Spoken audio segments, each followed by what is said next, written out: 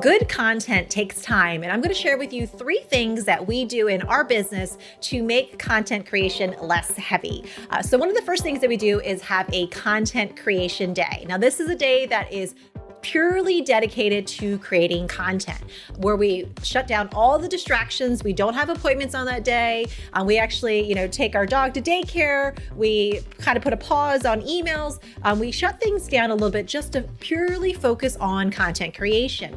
And what this allows us to do is to be super intentional with creating that content and not have any other outside distractions coming in.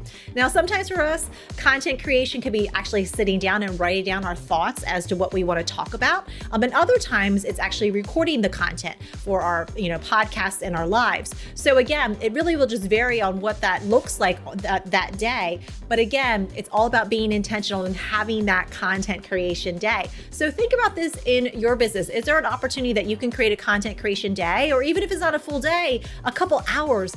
Imagine what you can get done in just a couple hours with no distractions, nothing else going on, and you're purely creating content. You're gonna be super intentional for your audience and make it just a really awesome experience for them. This leads into the second thing, which is deep work. And deep work is exactly that, where we're sitting down and we're super focused. We're focusing in whether it's writing down that content, whether it's recording the content. Again, no other distractions. And then lastly, we have our theme days. So content days are just one of the theme days that we do, but we have other days as well too. There might be a theme day where you're building out a funnel. There might be a theme day that you have some administrative work. There might be a theme day in your week where you do learning and you purely focus in on learning and you don't have anything else. If things pop up, of course you're going to take care of them in the moment, but then you're going to go right back to them.